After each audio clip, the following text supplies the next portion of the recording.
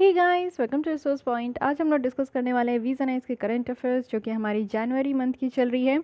तो चलिए स्टार्ट करते हैं। कल हमारी पॉलिटी एंड गवर्नेंस की एक टॉपिक आ चुकी है जिसमें कि हम लोग दो टॉपिक को यहाँ पे कवर किए थे, जैसे कि judicial activism and judicial overreach. Very important topic है। आज हम लोग एक क्वेश्चन डिस्कस करेंगे जो कि यूपीएससी की प्रीवियस ईयर प्रीलिम्स में पूछा गया है, वो भी जुडिशियल रिव्यू से रिलेटेड। तो जुडिशियल रिव्यू हमेशा न्यूज़ में रहते हैं और ये सारे ऐसे टॉपिक है ना जो कि आपको साल में एक दो बार तो देखने को मिलेंगे। तो इस बार ये बहुत ज़्यादा न्यूज़ में था, तो आप लोग चांसेस लगा सकते हो कि यूपीएससी क्वेश्चन पूछेगी। सेकंड है कि रेगुलेशन ऑफ एनजीओ को हमने देखा। आज जो rest of the three topics है उसको हम लोग यहाँ पे डिस्कस करेंगे। तो चलिए स्टार्ट करते हैं, लेकिन उससे पहले एक क्वेश्चन देख लेते हैं, फिर हम लोग अपने आर्टिकल पे वापस आएंगे। तो ये यूपीएससी 2017 में पूछा गया है। In India judicial review implies, A option है आपका कि पावर ऑफ जुडिशरी जो कि कॉन्स्टिट्यूशनैलिटी ऑफ लॉज और एग्जीक्यूटिव ऑर्डर को देखे। बी है कि जुडिशरी का ऐसा पावर जो कि कानून के विजडम पे क्वेश्चन करे, जो भी लेजिस्लेचर के द्वारा कानून बनाया गया है। सी है कि जुडिशरी का ऐसा पावर जो कि सारे लेजिस्लेटिव इनैक्टमेंट को रिव्यू करे, वो भी जब ये प्रेसिडेंट के द्वारा असेंट देने से पहले। डी है कि ऐसा पावर जुडिशरी का जो कि अपने खुद के जजमेंट को रिव्यू करे, जो कि पहले भी इस तरीके के सिमिलर केस या डिफरेंट केस में उन्होंने अपने जजमेंट को दिया है, तो अपनी ही जजमेंट को वो रिव्यू करेंगे। इसको हम लोग जुडिशियल रिव्यू कहते हैं। तो जुडिशियल रिव्यू का मतलब क्या होता है, ये आपसे सिंपली पूछा जा रहा है। तो चारों ऑप्शन में से विच वन इज़ करेक्ट, तो आप लोग को कमेंट बॉक्स में इसका आंसर देना है। कल हम लोग इसके बारे में डिस्कस करेंगे। और अगर आप लोग फर्स्ट पार्ट नहीं देखे हो तो आई बटन पे क्लिक करके प्लीज़ देख लीजिए, क्योंकि इसी से आपका ये कॉन्सेप्ट क्लियर हो जाएगा। तो आज के आर्टिकल पे हम लोग आते हैं। तो स्टार्ट करते हैं हम लोग अपने थर्ड आर्टिकल के साथ, जो कि है regulation of big tech companies.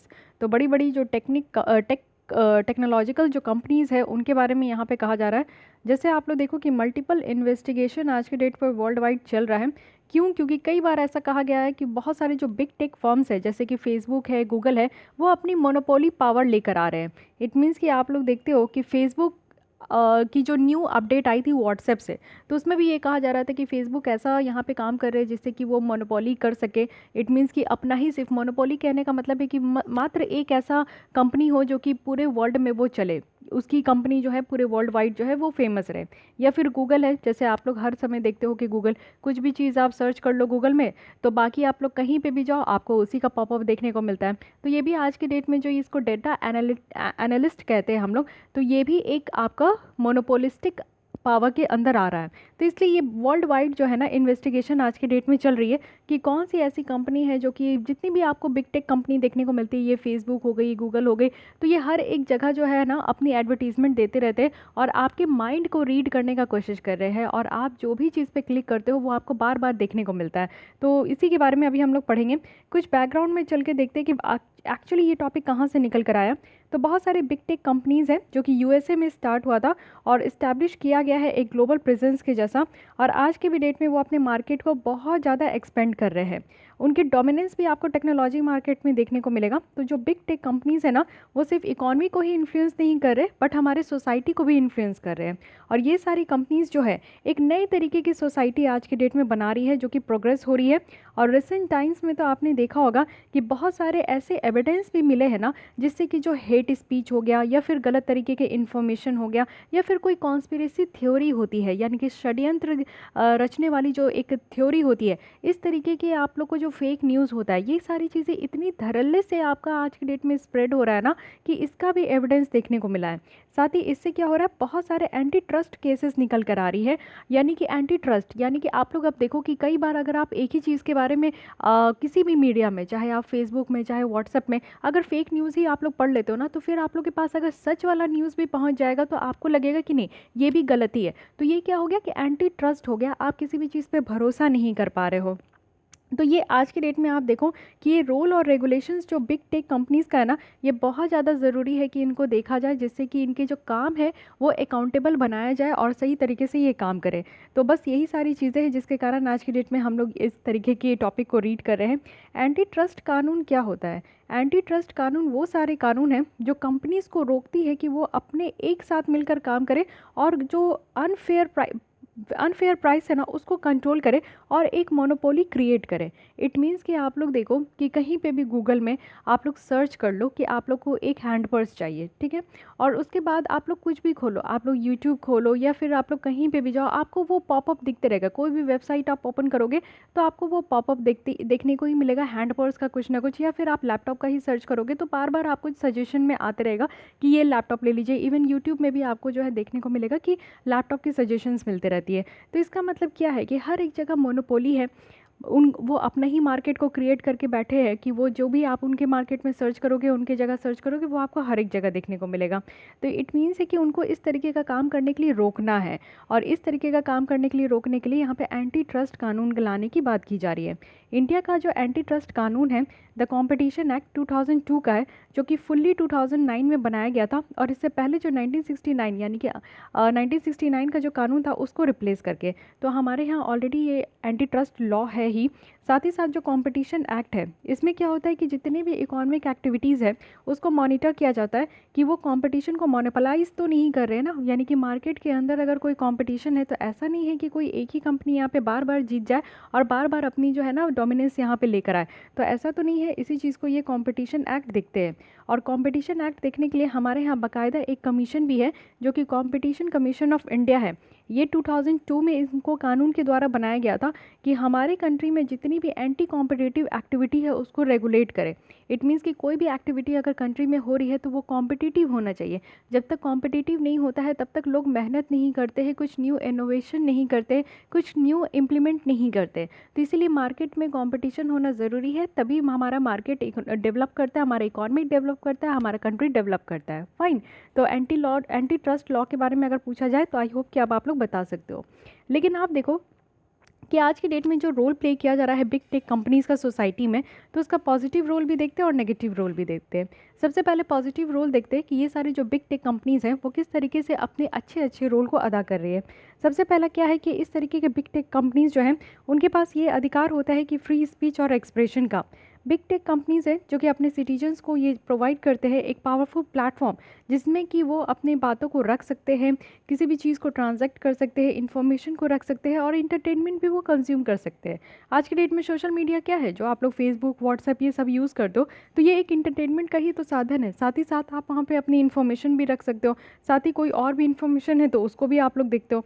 तो इट मीन्स कि एक ऐसा जगह आपको, एक ऐसा प्लेटफॉर्म बिग टेक कंपनीज़ के द्वारा प्रोवाइड किया जा रहा है जिसमें कि अपनी जनता जो है ना उनको फ्री स्पीच और एक्सप्रेशन का पावर दिया जा रहा है कि आप कुछ बोल सकते हो और अपनी जो भी एक्सप्रेशन है उसको एक्सप्रेस कर सकते हो, जो आप फील करते हो उसको एक्सप्रेस कर सकते हो। सेकंड है कि डोर स्टेप सर्विस है। इट मीन्स कि बिग टेक जो कंपनीज़ है ना वो आपको घर बैठे ही सर्विस दे रही है। डोर स्टेप क्या होता है कि आपके घर तक पहुंच के, तो आपको कहीं जाने की ज़रूरत नहीं है इस सर्विस को अवेल करने के लिए। आप घर पे ही बैठे रहो, जिस भी अवस्था में हो, खड़े रहो, सोए रहो, आपके हाथ में ही वो पावर है कि आप उसको इस्तेमाल करो। आप वहाँ पे एक्स्ट्रा ऑर्डिनरी रेंज के जो गुड्स सर्विसेज इंटरटेनमेंट है उसकी डिलीवरी तो आपके घर पे ही हो रहा है, ठीक है।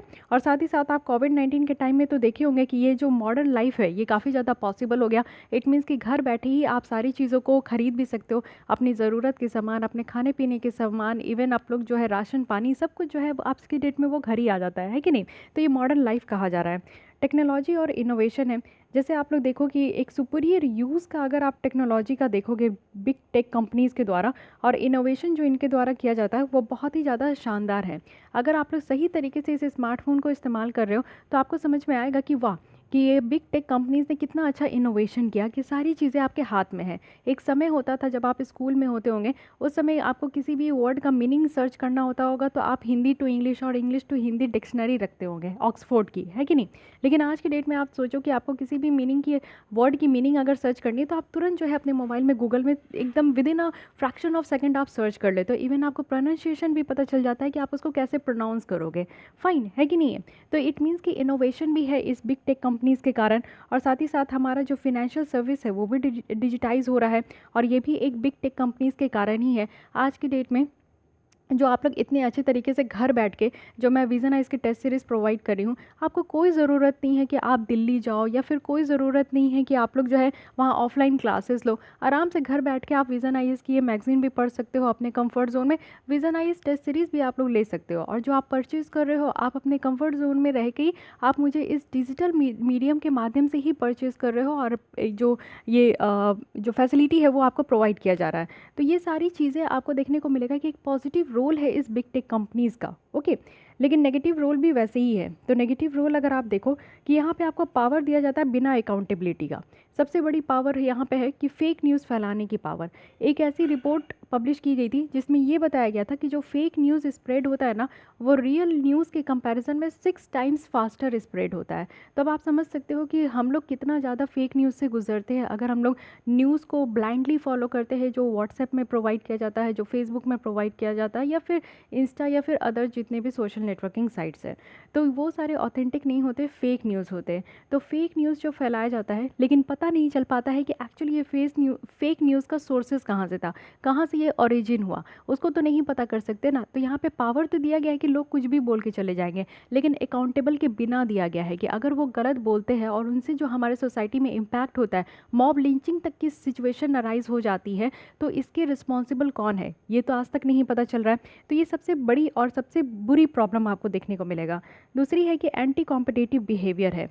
E commerce big tech companies आप देखो कि कितना ज़्यादा प्राइस को लेकर वो खेलती है।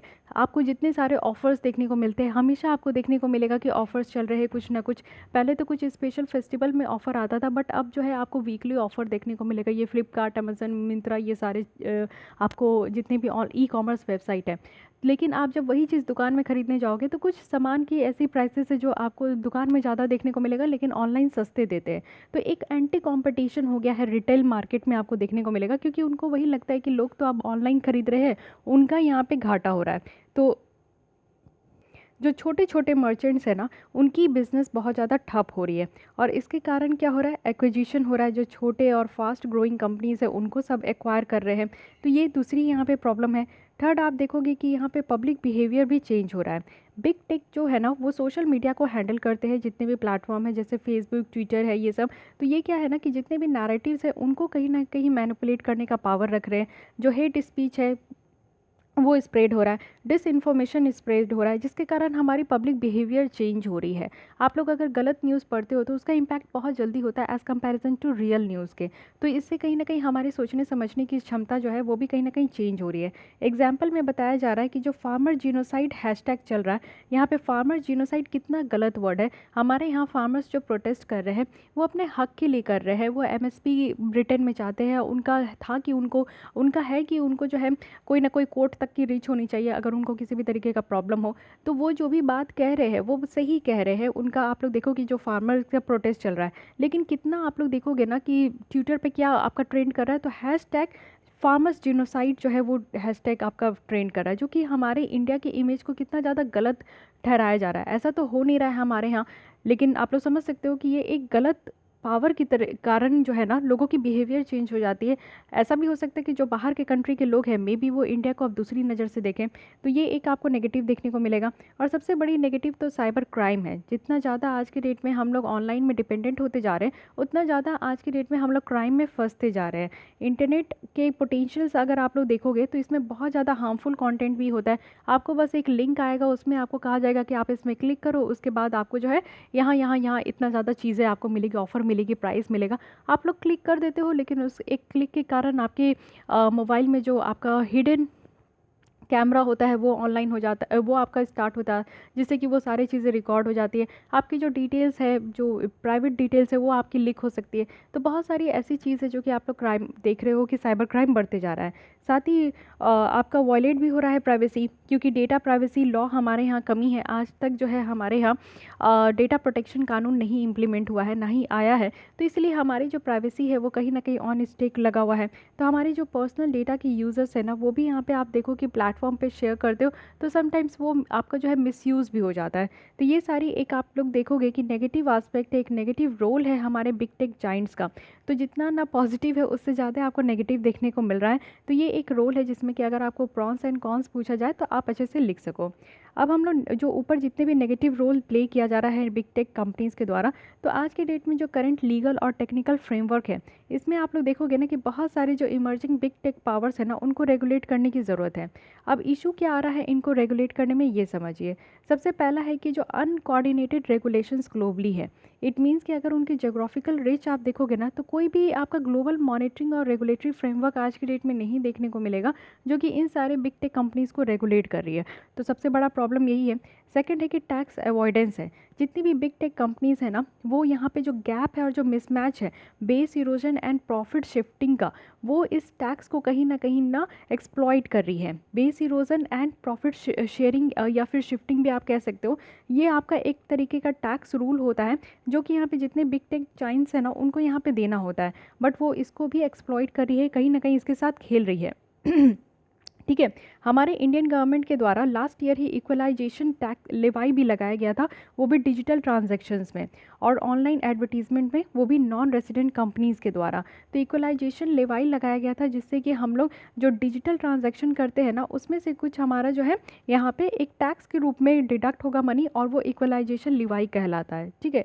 लेकिन वो भी सही से नहीं हो रहा है। बहुत सारी कंपनीज़ क्या कर रही है कि ये इक्वलाइजेशन लेवाई जो है ना, इसको भी अवॉइड कर रही है। जैसे हमारी आम जनता डायरेक्ट टैक्स भरने से जो है वो भागते हैं ना, टैक्स अवॉइड करते हैं, तो वही चीज़ें यहाँ पे बिग टेक जाइंट भी कर रही है। और उसके साथ साथ आप देखो कि डेटा प्राइवेसी लॉ की कमी है इंडिया में। अभी तक जो है हमारा पर्सनल डेटा प्रोटेक्शन लॉ जो है वो आया नहीं है, जिससे कि हम लोग बिग टेक फर्म्स को यहाँ पे रोक सके कि वो पर्सनल डेटा, जैसे कि आप लोग जितना भी फेसबुक में अपने डेटा को डालते हो, जितना भी व्हाट्सअप में आप लोग अपने डेटा इनपुट करते हो, तो वो सारे कहाँ सेव हो रहे, वो आउट ऑफ इंडिया सेव हो रहे। तो हमारे यहाँ तो पर्सनल डेटा प्रोटेक्शन कानून है नहीं, तो इसलिए अगर कल को आपके डेटा के साथ कुछ मिसयूज़ होता है, तो हमारी कंपनी, हमारी इंडिया जो है ना, आपको बचा भी नहीं सकती। तो ये भी एक थर्ड पॉइंट है। फोर्थ है कि no sovereign control over data. Data के ऊपर तो कोई सॉवरेन कंट्रोल ही नहीं है, और ये बहुत डिफिकल्ट है कि डेटा के ऊपर जो है ना, इनको कंट्रोल किया जाए। बिग टेक कंपनीज जो है उनका मल्टीपल सर्वर है पूरे वर्ल्ड वाइड, जिसमें कि वो सारे डेटा को स्टोर करके रखते हैं। तो कैसे आप उनके डेटा को जो है ना कंट्रोल करोगे, तो ये भी एक बहुत बड़ी बात है। इवन आप देखो कि आरबीआई के द्वारा भी एक डायरेक्शन इशू किया गया था डिजिटल पेमेंट सिस्टम को लेकर, और वो यहाँ पे बता रहे हैं कि जो entire data relating to payment system है ना, जो उनके द्वारा ऑपरेट किया गया है, वो सिर्फ और सिर्फ इंडिया में ही स्टोर होगा। और साथ ही साथ पीरियड कितना, तो 6 मंथ के लिए। जितना भी हम लोग डिजिटल जो आप लोग ट्रांजैक्शन करते हो किसी भी कंपनी से, ई कॉमर्स या कहीं से भी कुछ परचेज करते हो, स्विगी या फिर कहीं से भी, तो आप लोग जो ट्रांजैक्शन करते हो ना, उसकी डेटा सिर्फ इंडिया में ही स्टोर होगा और 6 मंथ तक होगा। 6 मंथ के बाद वो ऑटोमेटिकली डिलीट हो जाएगा। तो ऐसा हमारे यहाँ के आरबीआई जो सेंट्रल बैंक है, उनके द्वारा भी ये कहा गया था। तो आप लोग समझ सकते हो कि जो भी बड़ी बड़ी कंपनी है वो कितना ज़्यादा इस सारे डेटास के साथ वो खेल रही है। लीगल चैलेंज क्या है हमारे लिए, तो इंडिया का करंट रेगुलेटरी फ्रेमवर्क अगर आप देखोगे तो अराउंड ऑफलाइन है, जिसको हम लोग मार्केट शेयर के साथ समझ सकते हैं। और ये लिमिट किया गया है कि जो डिजिटल बिजनेस का रेगुलेशन है ना, वो यहाँ पे बिग टेक जाइंट्स का, बिग टेक कंपनीज़ का बहुत ज़्यादा है। हमारे यहाँ जो आईटी एक्ट है, इंफॉर्मेशन टेक्नोलॉजी एक्ट 2000, इसके अगर सेक्शन 79 सेकंड देखें ना, तो ये करेंटली एग्जेम्प्ट इसमें है, यानी कि जितने भी ऑनलाइन इंटरमीडियरीज है उनको यहाँ पे आपका एग्जेम्प्ट किया गया, यानी कि इस प्लेटफॉर्म में जो थर्ड पार्टी कंटेंट है ना, उसको इससे हटाया गया है। तो इंफॉर्मेशन टेक्नोलॉजी एक्ट के तहत भी हटाया गया, तो हम लोग यहाँ से इन्फॉर्मेशन भी नहीं ले सकते। तो ये एक लीगल चैलेंज है हमारे इंडिया में। वे फॉरवर्ड में बताया जा रहा है कि एक एजाइल रेगुलेशन होनी चाहिए।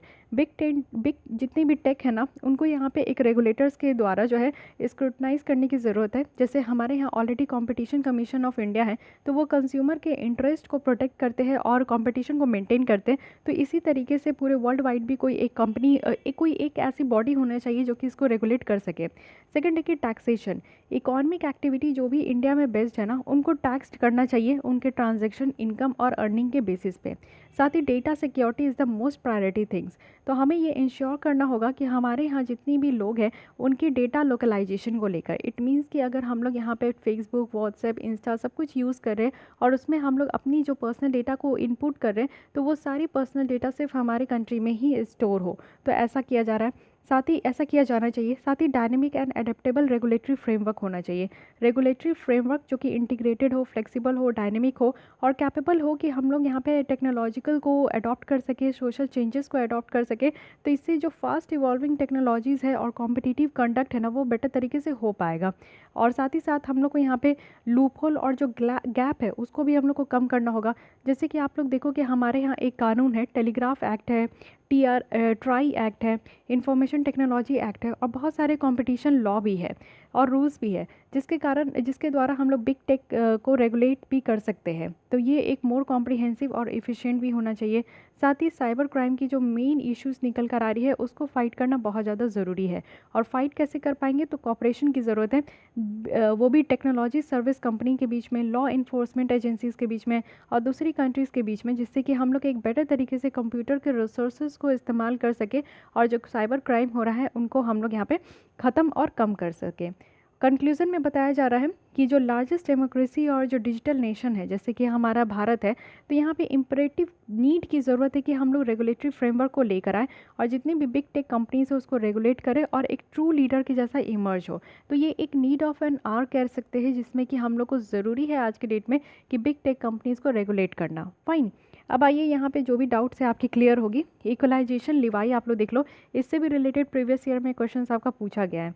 तो पर्पस क्या था इक्वलाइजेशन लिवाई का? इक्वलाइजेशन मीन्स इक्वल करना और लिवाई मीन्स जब टैक्स लगाते हैं तो इंश्योर करना फेयर कंपटीशन हो, रिजनेबलनेस हो और साथ ही साथ एबिलिटी हो गवर्नमेंट की कि वो यहाँ पे कोई भी बिजनेस कर रहे हैं तो उनको टैक्स कर सके। तो इसलिए यहाँ पे इक्वलाइजेशन लिवाई लगाया गया था। इंडिया में इक्वलाइजेशन लिवाई जो है वो 2016 में इंट्रोड्यूस किया गया था और जो भी पेमेंट रिसीव किया जा रहा है नॉन रेसिडेंट सर्विस प्रोवाइडर के द्वारा तो उसका 6% यहाँ पे आपका टैक्स लगेगा। और ये लिमिट किया गया था बिजनेस टू बिजनेस ट्रांजैक्शन में, B2B ट्रांजैक्शन है उसी में ये लिमिट किया गया था। उसके अलावा आप देखोगे कि लास्ट ईयर फाइनेंस एक्ट 2020 है जिनके द्वारा जो इक्वलाइजेशन लिवाई का जो स्कोप है उसको और बढ़ाया गया और ये कहा गया कि एक न्यू यहाँ पे लिवाई 2% का इंट्रोड्यूस किया जाएगा। और ये लिवाई कब से इफेक्टिव है, तो लास्ट ईयर के 1 अप्रैल 2020 से ही। दोनों अगर आप देखोगे B2B और B2C जो ट्रांजैक्शन है उसको इसके अंदर अब यहाँ पे कवर किया गया है। ठीक है, B2B इट मीन्स कि दो कंपनी यहाँ पे इंक्लूड है, उनके बीच में अगर ट्रांजैक्शन हो रही है, और B2C जैसे कि ये अमेजन है और ये मैं हूँ, तो कस्टमर और कंपनी के बीच में ट्रांजैक्शन हो रही है उसके बीच में यहाँ पे टैक्स लगाया जाएगा। अब आइए और देखते हैं इससे रिलेटेड न्यूज़। एक रिपोर्ट पब्लिश किया गया था यूनाइटेड स्टेट ट्रेड रिप्रेजेंटेटिव के द्वारा। तो इसके ये द्वारा ये बताया गया था कि जो इंडिया का DST है, इट मीन्स कि डिजिटल सर्विस जो टैक्स है उसको यहाँ पे इक्वलाइजेशन लिवाई कहते हैं हम लोग इंडिया में। तो ये डिस्क्रिमिनेटरी है US कंपनीज़ के लिए। अब ये कहा जा रहा है कि हम लोग अपने इंडिया में किसी और तरीके से लगाते हैं और US की कंपनी के साथ किसी और तरीके से लगाते हैं, तो ये डिस्क्रिमिनेटरी इन नेचर उनके द्वारा कहा गया था। अब ये भी कहा गया था कि इक्वलाइजेशन लिवाई जो है वो डिस्क्रिमिनेटरी है बिकॉज क्योंकि ये सिर्फ आपका नॉन इंडियन जो डिजिटल सर्विस प्रोवाइडर है उसमें लगता है। US कंपनी जो है एक एडिशनल टैक्स बर्डन भी इसके अंदर फेस कर रही है और जो लिवाई है वो यहाँ पे कॉर्पोरेट टैक्स जो भी कंपनीज़ है उनके ऊपर इम्पोज होता है और जिनका यहाँ पे फिजिकल प्रेजेंस नहीं है इंडिया में उसके ऊपर ये इक्वलाइजेशन लिवाई लगाया जाता है। तो पॉइंट्स आपको याद रखना है इक्वलाइजेशन लिवाई के ऊपर, बहुत ही इंपॉर्टेंट है। इसके ऊपर इंडिया के द्वारा क्या कहा गया, हम लोग कहें कि जो इक्वलाइजेशन लिवाई है वो डिस्क्रिमिनेटरी नहीं है बट कॉन्ट्रारी है। कॉन्ट्रारी कहने का मतलब है कि हम लोग एक लेवल प्लेइंग फील्ड चाहते हैं ई-कॉमर्स एक्टिविटीज़ को लेकर, और सारे एंटिटीज़ जो कि इंडिया में रह रहे हैं और सारे एंटिटीज़ जो कि इंडिया के बाहर रह रहे हैं तो उनके बीच में एक लेवल प्लेइंग फील्ड होना चाहिए, इक्वल फील्ड होना चाहिए जिसमें कि वो अपने मार्केट को और भी ज़्यादा कॉम्पिटिटिव कर सके। तो इसीलिए हम लोग इस तरीके का इक्वलाइजेशन लिवाई जो है लगाया है which is not discriminatory in nature. ठीक है, लिवाई जो है वो डिस्क्रिमिनेट नहीं करता है US की कंपनीज़ को as it applies equally to all non resident e-commerce operator. ये सारे ई-कॉमर्स ऑपरेटर के ऊपर जो कि नॉन रेसिडेंट है, इंडिया के बाहर रहते हैं, तो उनमें ये लगाया जा रहा है। ठीक है, और इसमें आपका कोई एक्स्ट्रा टेरिटोरियल एप्लीकेशंस भी नहीं है कि इंडिया के बाहर जो है सिर्फ इसी कंट्री में लगाया जाएगा, इसमें नहीं लगाया जाएगा, तो ऐसा नहीं है। लेकिन हाँ, ये सिर्फ अप्लाई होता है, सिर्फ रेवेन्यू जो भी इंडिया से जनरेट होती है ना उसी में अप्लाई होता है। इट मीन्स कि बाहर कोई टेरिटोरियल आपका जो लिमिटेशन नहीं है, लेकिन जो इंडिया से जिसकी इनकम रेवेन्यू जनरेट होती है बस उसी के ऊपर ये इक्वलाइजेशन लिवाई आपका लगाया जाता है। So this is all about this topic. बहुत ही अच्छी टॉपिक है, इससे आपको काफ़ी चीज़ पता भी चला होगा। अब देखिए रेगुलेटरी मैकेनिज्म अगर बिग टेक का इंडिया में देखें तो कौन कौन है। सबसे पहले इंफॉर्मेशन टेक्नोलॉजी एक्ट है 2000 का, जिसमें कि सारी एक्टिविटीज़ जो भी यहाँ पे कंप्यूटर रिसोर्सेज के इस्तेमाल से रिलेटेड है और सारे इंटरमीडियरीज़ को भी यहाँ पे इंक्लूड किया गया है, वो है इस कानून के तहत। साथ ही आप लोग देखो कि यहाँ पे सेंट्रल और स्टेट गवर्नमेंट को भी ये कन्फर किया गया है कि उनके पास पावर है कि वो कोई भी डायरेक्शन इशू कर सकते हैं, कोई भी डेटा को जो भी कंप्यूटर में आपका स्टोर हो रहा है, मॉनिटर किया जा रहा है, इन्फॉर्मेशन जनरेट किया जा रहा है, तो उन सबसे रिलेटेड। सेकंड है हमारे यहाँ कंपटीशन कमीशन ऑफ इंडिया, जिनका काम है कि कंपटीशन कल्चर जो है कंट्रीज़ में प्रोवाइड करे और ये देखे कि whether a tech entity has abused its dominant position. It means कि ऐसा तो नहीं है कि कोई टेक कंपनीज जो है अपनी डोमिनेंट पोजीशन यहाँ पे ले रहे हैं। और साथ ही साथ इन्फोर्समेंट डायरेक्टरेट भी है, जिसको ईडी कहते हैं, तो वो यहाँ पे एफडीआई के केसेस देखते हैं बिजनेस टू कंज्यूमर इंटरप्राइजेज में। तो ये कुछ बॉडी है हमारे यहाँ जो कि बिग टेक को यहाँ पे हमारे इंडिया में रेगुलेट कर सकती है। अब देख लेते हैं, हम लोग एक बार रिकॉल कर लेते हैं कि हमने यहाँ पे क्या क्या पढ़ा।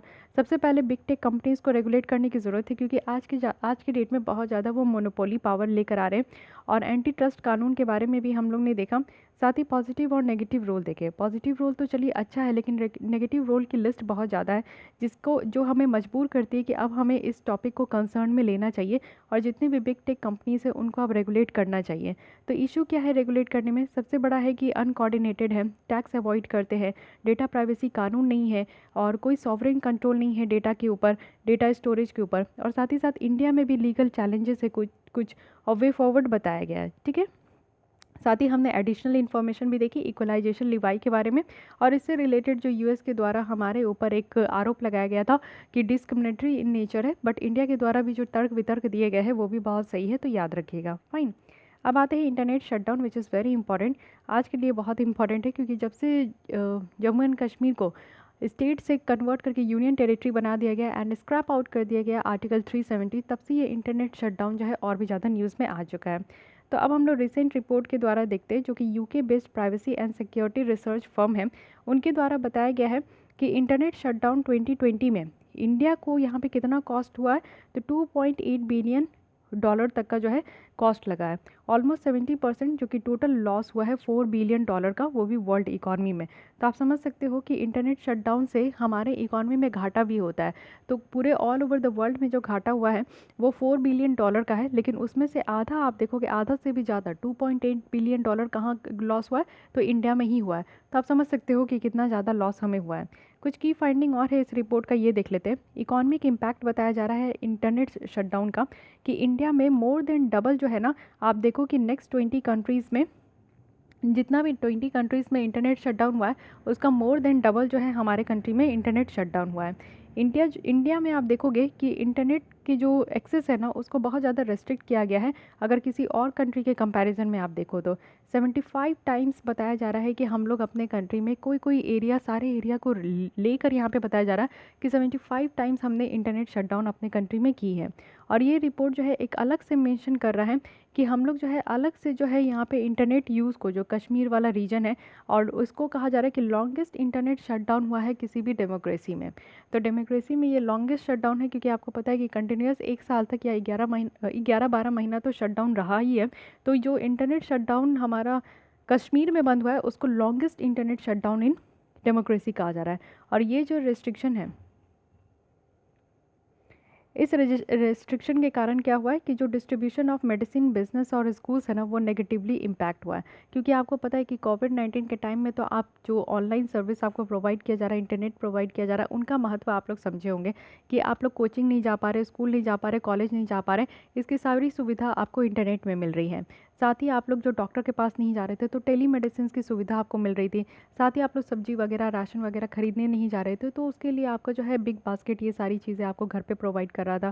साथ ही आप लोग अगर खाना नहीं बना पा रहे हो तो स्विगी और ये सब जो है वो सब आपको जो है खाना तक पहुंचा देते हैं। तो ये सारी बातें हैं, लेकिन आप लोग सोचो कि कितना बड़ा बिज़नेस भी, बहुत सारे बिज़नेस जो ऑनलाइन चल रहे थे, वर्क फ्रॉम होम है, वो सारे ठप हो गए। तो कितना ज़्यादा ह्यूज लॉस हुआ है इस रेस्ट्रिक्शन से, ये बताया जा रहा है। अब इंटरनेट शटडाउन के बारे में कुछ बेसिक चीज़ें देखते हैं। इस रिपोर्ट में इंटरनेट शटडाउन को कहा जा रहा है कि इंटेंशनल डिसरप्ट करना, यानी कि एक तो आप लोग देखो कि कभी कभी इंटरनेट ना चलता नहीं है तो कुछ 10-15 मिनट के लिए या फिर आधा घंटा के लिए जो है ना इंटरनेट शटडाउन हो जाता है, तो वो एक सर्वर प्रॉब्लम होता है जिसके कारण देखने को मिलता है। लेकिन अगर कोई इंटेंशनली आपका इंटरनेट बंद कर रहा है तो उसको कहते हैं इंटरनेट शटडाउन, ठीक है। जिससे कि आप देखो कि इलेक्ट्रॉनिक कम्युनिकेशन जो स्पेसिफिक पॉपुलेशन या फिर किसी स्पेसिफिक लोकेशन पे बंद कर दिया जाता है, और इन्फॉर्मेशन का जो फ्लो होता है ना उसको रोकने के लिए ये बंद होता है। जैसे आप लोग देखो कहीं पे भी छोटे से अगर राइट्स वगैरह होते हैं ना, तो उस एरिया में आप लोग देखो कि फेक न्यूज़ बहुत ज़्यादा फैलता है, जो उस समय की वहाँ की जो फ़ोटोज़ है, वीडियोज़ है, वो बहुत जल्दी वायरल होने लगती है। तो सरकार आज की डेट में सबसे अच्छा काम यही करे कि सेक्शन 144 इम्पोज करने के साथ साथ जो है इंटरनेट शटडाउन भी कर देते हैं, जिससे कि फ़ेक न्यूज़ ना आपका फैले। इंटरनेट ब्लॉकआउट जो है, जहाँ पे इंटरनेट का एक्सेस जो है वो कम्प्लीटली कट ऑफ कर दिया जाता है। सोशल मीडिया शट डाउन हो जाते हैं, जितने भी पॉपुलर सोशल मीडिया प्लेटफॉर्म है, चाहे फेसबुक, व्हाट्सएप है, ये सारे ब्लॉक हो जाते हैं। थ्रॉटलिंग हो जाता है, जहाँ पे इंटरनेट को जो है ना आपका एक्सेस जो है वो स्पीड कम कर दिया जाता है। आप सोचो कि 4G से 3G में भी आज की डेट में आप यूज़ करोगे तो इरिटेट हो जाओगे, लेकिन 2G से कम के स्पीड में तो आप इंटरनेट यूज़ ही नहीं करोगे, वो आपका सिर्फ बफरिंग ही करते रहेगा। तो इससे बेटर है कि आप ना करो। तो इसको कहते हैं क्या, throttling, okay sorry throttling. Throttling कहते हैं, जिसमें कि आपको इंटरनेट तो दिया जाएगा लेकिन उसकी स्पीड जो है 2G स्पीड से भी कम होगी, तो आप उसको इरिटेट होकर जो है छोड़ ही दोगे, ठीक है। तो इसको टोटल कहा जाता है इंटरनेट शटडाउन। इंटरनेट शटडाउन कब होता है, नेशनल लेवल पे भी होता है, जहाँ पे पूरे कंट्री के यूज़र्स को इंटरनेट एक्सेस नहीं कर सकते, या फिर लोकल लेवल पे भी होता है, जहाँ पे मोबाइल और जो फिक्स्ड इंटरनेट एक्सेस है ना स्टेट में, सिटी में और लोकलाइज्ड एरिया में, उसको कट ऑफ कर दिया जाता है। अब प्रोविज़न क्या है रिगार्डिंग इंटरनेट शटडाउन, तो आप देखो कि 2017 से पहले क्या था। तो प्रोविज़न था कि सीआरपीसी के अंदर सेक्शन 144, सेक्शन 144 कहने का मतलब है कि 2 से ज़्यादा 3 से ज़्यादा लोग की असेंबली को रेस्ट्रिक्ट करना, और इंडियन टेलीग्राफ एक्ट 1885 था। हु कैन ऑर्डर, कौन ऑर्डर दे सकते हैं, तो डीएम और एसडीएम या फिर कोई भी एग्जीक्यूटिव मजिस्ट्रेट जो है उस स्टेट के द्वारा जो एम्पावर किए गए, वो यहाँ पे इंटरनेट शटडाउन का पावर, उनको पावर है कि वो ऑर्डर दे सकते हैं। ड्यूरेशन कितना है शटडाउन का, तो या तो 2 मंथ है, 2 मंथ से ज़्यादा नहीं होना चाहिए, या फिर 6 मंथ, इसको स्टेट के द्वारा भी एक्सटेंड किया जा सकता है।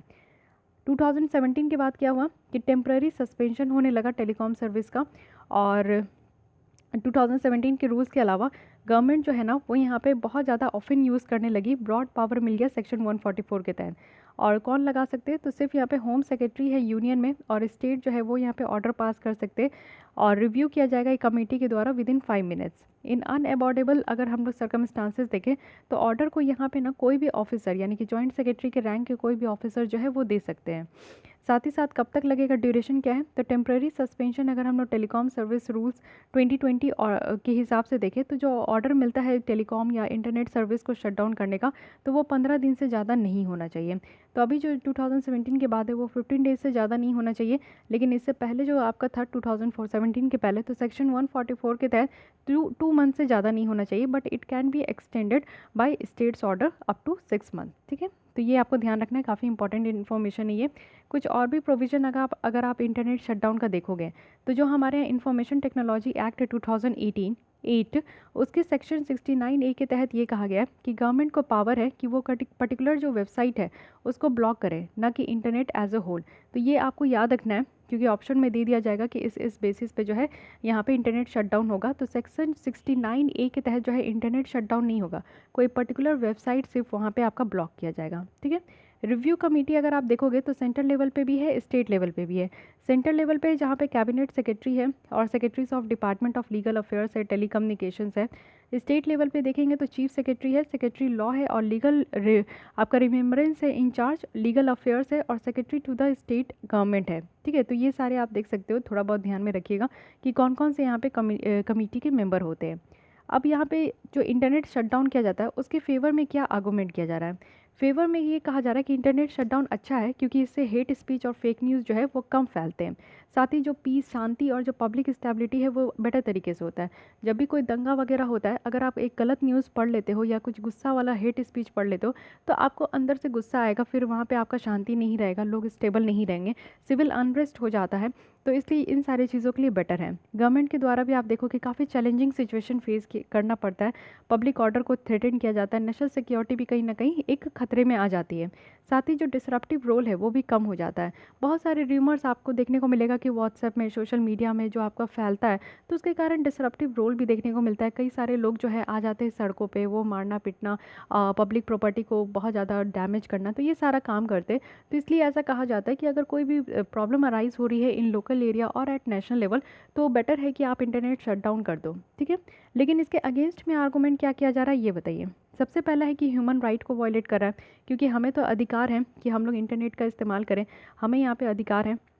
तो यहाँ पे ह्यूमन राइट को वायलेट कर रहा है। इकोनॉमिक कॉस्ट देखने को मिलता है, क्योंकि बहुत ज़्यादा लॉस हो रहा है। अभी आप देखते हो कि इंडिया को 1.3 बिलियन डॉलर तक का इंटरनेट शटडाउन करने से जो है लॉस हो रहा है, और हम लोग third most economically affected country है आफ्टर इराक और सूडान। तो आप लोग समझ सकते हो कि इराक और सूडान के बाद एक इंडिया है जो कि इंटरनेट शटडाउन करने से हम लोग इकोनॉमिक का घाटा करते हैं, अपने पैर पर कुल्हाड़ी मारते हैं। साथ ही जो ऑब्जेक्टिव है उसको हम लोग अचीव करने में फेल हो जाते हैं, और साथ ही साथ सोशल कॉस्ट भी है। कुछ फंडामेंटल सर्विस है जैसे कि एजुकेशन, हेल्थ केयर, कुछ और पब्लिक सर्विसेज है, वो सारी ब्लॉक हो जाती है, तो आम जनता को काफ़ी ज़्यादा डिफ़िकल्ट होता है सर्वाइव करने में। तो ये सब आर्गूमेंट है इसके अगेंस्ट में। वे फॉरवर्ड क्या कहा जा रहा है, वे फॉरवर्ड में कहा जा रहा है कि गवर्नमेंट को आइडेंटिफाई करना चाहिए, कुछ अच्छा तरीका आइडेंटिफाई करना चाहिए इसको एड्रेस करने के लिए। अगर कोई भी दंगे होते हैं, चाहे वो लोकल लेवल में हो, नेशनल लेवल पे हो, तो उसको एड्रेस करने के लिए सरकार के पास एक अच्छा प्रैक्टिस होना चाहिए। इंटरनेट शटडाउन का ऑल्टरनेटिव ढूंढना ज़रूरी है। साथ ही साथ गवर्नमेंट को ये ज़रूरी है कि कॉस्ट बेनिफिट एनालिसिस करना चाहिए, क्योंकि इससे तो हमें बहुत ज़्यादा नुकसान होता है, इकोनॉमिक नुकसान हो रहा है, सोशल नुकसान हो रहा है, तो हमें इसके अलावा भी और कुछ यहाँ पे कॉस्ट बेनिफिट एनालिसिस करना चाहिए। साथ ही साथ सारे गवर्नमेंट को ज़रूरत है कि जो रीज़न है, टाइम है, ऑल्टरनेटिव कंसिड्रेशंस है, उसको यहाँ पे लेकर आए। डिसीजन मेकिंग अथॉरिटीज़ हो, रूल्स बनाएं कि कैसे जो है शटडाउन जो है वो इम्पोज करना है, किस किस कंडीशन में करना है। तो एक लिस्ट बना ले कि ऐसे ऐसे कंडीशन में यहाँ यहाँ इतने ड्यूरेशन तक ही सिर्फ आपको इंटरनेट शटडाउन करना है, अगर ये इसका ऑल्टरनेटिव जब तक नहीं मिलता है तो एक प्रॉपर प्लानिंग के साथ चलना चाहिए। तो ये सारी बातें यहाँ पे बताई जा रही है। अब यहाँ पे इनबॉक्स भी कुछ न्यूज़ है, जजमेंट देख लेते हैं जो कि यहाँ पे इंटरनेट शटडाउन इंडिया में हुआ था, तो उससे रिलेटेड। जनवरी 2020 में सुप्रीम कोर्ट जब यहाँ पे Jammu and Kashmir internet shutdown जब यहाँ पे चल रहा था, तो उसके ऊपर रूलिंग करते हुए बताया गया कि इंटरनेट शटडाउन जो है वो टेम्परेरी पीरियड के होना चाहिए, ना कि इंडेफिनिट पीरियड के लिए। क्योंकि आप देखो कि जम्मू एंड कश्मीर जो इंटरनेट शटडाउन किया गया था, वो काफ़ी लंबे समय तक था और कोई डेफिनेट पीरियड नहीं था। साथ ही गवर्नमेंट को सारे ऑर्डर जो पब्लिश किया जाता है वो रेस्ट्रिक्शन इम्पोज करना चाहिए सेक्शन 144 के तहत। फ्रीडम ऑफ जो स्पीच और एक्सप्रेशन है वो भी मीडियम ऑफ इंटरनेट के थ्रू, ये एक फंडामेंटल राइट है जो कि आर्टिकल 19(1)(a) के तहत आता है हमारे संविधान में। जो कोर्ट है उनके द्वारा भी ये कहा गया है कि कोई भी ऑर्डर इंटरनेट शटडाउन से रिलेटेड अगर है तो वो जुडिशियल स्क्रूटनी के अंदर आना चाहिए। इट मीन्स कि अगर सरकार यहाँ पे इंटरनेट शटडाउन कर रही है तो उसको जुडिशरी भी देखेगी कि हाँ क्यों कर रही है, सही तरीके से किया गया कि नहीं, कितना ये राइट है, ह्यूमन राइट को वायलेट कर रहा है तो कितना हद तक कर रहा है। तो ये सारी चीज़ें जुडिशरी भी चेक एंड बैलेंस करेगी। फ्रीडम ऑफ ट्रेड एंड जो कॉमर्स होता है इंटरनेट के थ्रू, ये भी कॉन्स्टिट्यूशनली प्रोटेक्ट किया गया है ये अधिकार, वो भी आर्टिकल 19(1)(g) के तहत है। तो इसलिए ये सारी बातों को ध्यान रखना ज़रूरी है, और ये आपका जजमेंट निकल कर आया था वो भी JNK के टाइम का, ठीक है, तो ये ध्यान रखिएगा। तो आइए एक बार रिकॉल कर लेते हैं कि हमने यहाँ पे क्या क्या देखा। अगेन बहुत इंपॉर्टेंट है, क्योंकि इंटरनेट शटडाउन से रिलेटेड तो आपको क्वेश्चन देखने को मिलेंगे प्रीलिम्स में भी और मेंस में, तो आप लोग श्योर रहिए। तो रिसेंटली क्या हुआ है कि लॉस हुआ है हमारा 4 बिलियन डॉलर तक का वर्ल्ड इकॉनमी को लॉस हुआ है, जिसमें से 2.8 बिलियन डॉलर इंडिया में ही लॉस हुआ है। और ये बताया गया है कि इंडिया में इंटरनेट शटडाउन जो है पूरे वर्ल्ड वाइड अगर देखें तो उसका मोर देन डबल है। और साथ ही साथ इंटरनेट शटडाउन कहने का क्या मतलब है, तो इंटरनेट को ब्लैकआउट करना, सोशल मीडिया शटडाउन करना, ट्रॉटलिंग है। और साथ ही क्या प्रोविज़न है इंटरनेट शटडाउन को लेकर, 2017 से पहले क्या था, 17 के बाद क्या था। और ये बहुत इंपॉर्टेंट है आपका इंफॉर्मेशन टेक्नोलॉजी एक्ट का सेक्शन 69A, जिसके तहत इंटरनेट शटडाउन नहीं होता है लेकिन एक पर्टिकुलर वेबसाइट ब्लॉक होता है। आर्गूमेंट भी हम लोग ने देख लिया फेवर में और अगेंस्ट में, और साथ ही वे फॉरवर्ड भी यहाँ पे बताया गया। अब आइए लास्ट टॉपिक पे आते हैं जो कि है विसल ब्लोइंग। न्यूज़ में इसलिए है क्योंकि recently vice president of India के द्वारा सजेस्ट किया गया सारे कॉर्पोरेट्स को कि वो विसल ब्लोइंग जो मैकेनिज्म है उसको इनकरेज करें और एक एडिक्वेट सेफगार्ड प्रोवाइड करें। जो भी विसल ब्लोअर्स होते हैं ना, उनकी प्रोटेक्शंस के लिए आप लोग देखो कि सेफगार्ड प्रोवाइड करना है। आप समझते कि who is whistle blowing and इसके बारे में, तो विसल ब्लोइंग एक तरीके का एक्ट है जिसमें कि जो भी कोई अथॉरिटी फिगर होते हैं, कोई पब्लिक फिगर होते हैं, उनके अटेंशन को, यानी कि अगर कोई रॉन्ग डूइंग कर रहे, कोई गलत काम कर रहे हैं और उनको अगर कोई ने देख लिया है कि ये वो गलत काम कर रहे हैं, और जैसे आप लोग एविडेंस कहो, जब लोग एविडेंस के रूप में आते हैं कोर्ट में, तो कई बार आप देखते हो कि कोर्ट पे पहुंचने से पहले उनको मार दिया जाता है या फिर उनको धमकाया डराया जाता है कि आप उसके अगेंस्ट में गवाह देंगे, ठीक है। तो ये सारा काम करना, यानी कि कोई लोग अगर गलत काम कर रहे हैं, करप्शन कर रहे हैं, फ्रॉड कर रहे हैं, अनएथिकल एक्टिविटीज़ कर रहे हैं और उनके लिए कोई एविडेंस है, तो उसको हम लोग विसल ब्लोअर कहते हैं। तो विसल ब्लोअर के प्रोटेक्शंस के लिए कई बार हमारे कंट्री में बहुत बार जो है प्रेसिडेंट, वाइस प्रेसिडेंट जी के द्वारा कहा जाता है। तो विसल ब्लोअर जो है वो एक करंट और फॉर्मर एम्प्लॉय हो सकते हैं, डायरेक्टर, ऑफिसर, कोई भी हो सकते हैं, ठीक है। तो विसल ब्लोअर्स जो है ना वो काफ़ी ज़्यादा थ्रेटन उनको मिलता है और वो काफ़ी ज़्यादा डैमेज भी उनको मिलता है। अगर वो एक बार कोर्ट में उनके अगेंस्ट में, अगर जो ऑलरेडी जो आरोपी होते हैं उनके अगेंस्ट में अगर वो कहीं ना कहीं एविडेंस दे देते हैं, तो उनके लाइफ के लिए खतरा होता है, उनके फैमिली के लिए खतरा होता है। तो अनविलिंगनेस देखने को मिलता है, क्योंकि एलिनेशंस के कारण विसल ब्लोअर जो है बहुत ज़्यादा प्रॉब्लम फेस करते हैं, उनको हरास भी किया जाता है, आइसोलेट भी किया जाता है, जहाँ से वो काम करते, जहाँ से रहते हैं उनको समटाइम्स वहाँ से हटा भी दिया जाता है। उनको होल लाइफ के लिए फियर रह जाता है कि चलिए एक बार तो आपने एविडेंस दे दिया, लेकिन ऐसा भी हो सकता है ना कि वो मुस्लिम अगर कोर्ट से छूट के आएगा या फिर उसका कोई रिलेटिव होगा, तो वो कहीं कभी ना कभी आपको मार सकता है, आपका मर्डर कर सकता है, या फिर फैमिली के ऊपर रिस्क हो सकता है। जैसे कि सत्येंद्र दुबे और ललित मेहता के बारे में आप देख सकते हो, जो कि वो विसल ब्लोअर को जो है उन्होंने मार दिया था। तो मार नहीं दिए थे, मतलब कि इन्हीं को मार दिया गया था, विसल ब्लोइंग थे ये लोग दोनों। तो आप लोग समझ सकते हो कि कितना प्रॉब्लम होता है। विसल ब्लोइंग जो है वो काफ़ी हेल्पफुल हो पाते हैं, क्योंकि रिस्क और जो पोटेंशियल डैमेज है एम्प्लॉयर्स को, क्योंकि मल प्रैक्टिसेस और फ्रॉड वगैरह होता है, तो कुछ ऐसे भी इंसान होते हैं जो ये सारी चीज़ों को नहीं टॉलरेट करते और उनके अगेंस्ट में आवाज़ उठाते हैं। तो जो ऐसे लोग होते हैं उनके लाइफ को खतरा बहुत ज़्यादा हो जाता है। कमिटमेंट है कि वो सही तरीके से अपना काम कर रहे हैं और स्ट्रॉन्ग वर्क प्लेस मैकेनिज्म वो प्रोवाइड करते हैं, और साथ ही साथ सोसाइटी में अवेयरनेस भी जनरेट करते हैं। विसल ब्लोअर्स जो होते हैं ना, वो आप लोग देखो कि काफ़ी ज़्यादा उनको प्रोटेक्शन की ज़रूरत होती है। फॉर एग्जांपल आप देखो एडवर्ड स्नोडेन है, एक फॉर्मर CIA एम्प्लॉयज़ थे जिनके द्वारा एक क्लासिफाइड इन्फॉर्मेशन जो है पब्लिक में लीक कर दिया गया था। विसल ब्लोइंग मैकेनिज्म क्या है इंडिया में, हमारे यहाँ बाकायदा कानून है 2014 का, जिसमें कि ये कहा गया है कि जो भी लोगों को हराश किया जाता है किसी भी करप्शन से रिलेटेड, अगर कोई भी इन्फॉर्मेशन को वो डिस्क्लोज करते हैं तो उनको हराश किया जाता है, तो उनको प्रोटेक्ट करना है। साथ ही एक ब्रॉड डेफिनेशन दिया गया था विसल ब्लोअर को, यानी कि ये गवर्नमेंट ऑफिशियल से भी बियॉन्ड हो सकते हैं और इसमें कोई भी पर्सन है, कोई भी नॉन गवर्नमेंटल ऑर्गेनाइजेशन भी इंक्लूड है, उसको भी हम लोग विसल ब्लोअर कह सकते हैं। और जो पर्सन है उनको यहाँ पे पब्लिक इंटरेस्ट डिस्क्लोजर्स जो है वो यहाँ पे कर सकते हैं। और साथ ही साथ आप देखो कि ये आर्म्ड फोर्सेस ऑफ यूनियन में अप्लाई नहीं होता। विसल ब्लोअर जो है ना, हम लोग आर्म्ड फोर्सेस के यूनियन के आर्म्ड फोर्सेस को नहीं कह सकते। और ये जो डिस्क्लोजर है, यानी कि कोई भी इन्फॉर्मेशन, जैसे कि आप कभी देखे हो कि कोई गलत कर रहा है, कहीं करप्शन हो रहा है, कहीं फ्रॉड हो रहा है, तो उसके बारे में अगर आप इन्फॉर्मेशन दे सकते हो, तो या तो आप मैसेज कर लो, मेल कर लो, या तो राइटिंग में आप दे सकते हो। कोई भी पर्सन जो कि यहाँ पे एनी कोर्ट के द्वारा, जो कॉम्पिटेंट अथॉरिटी है वो यहाँ पे हाई कोर्ट में अपील कर सकते हैं 60 डेज़ के विदिन, जब से डेट ऑफ द ऑर्डर आया है। और साथ ही सेंट्रल गवर्नमेंट भी इंश्योर कर सकते हैं कि नो पर्सन और पब्लिक सर्वेंट जो है ना, वो यहाँ पे डिस्क्लोज करे किसी भी कानून के तहत जो भी यहाँ पे विक्टिमाइज हुए हैं।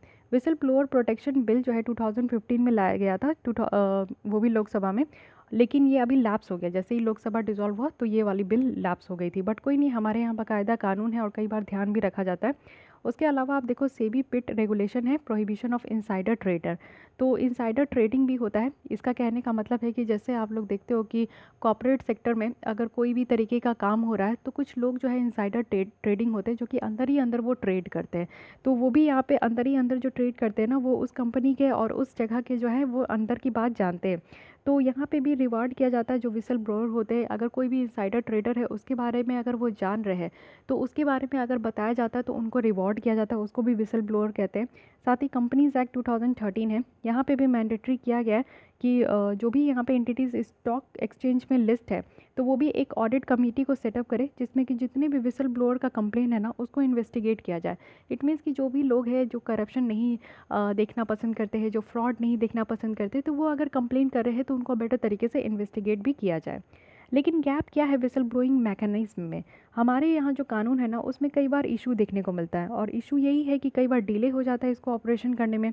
कई बार जो लोगों को यहाँ पे जो विसल ब्लोइंग है उनको प्रोटेक्शन जब तक देना होता है उससे पहले ही वो मारे जाते हैं, उनसे पहले ही उनको थ्रेटन दे दिया जाता है, वो उनको इतना डरा दिया जाता है कि वो आगे निकल के ही नहीं आते।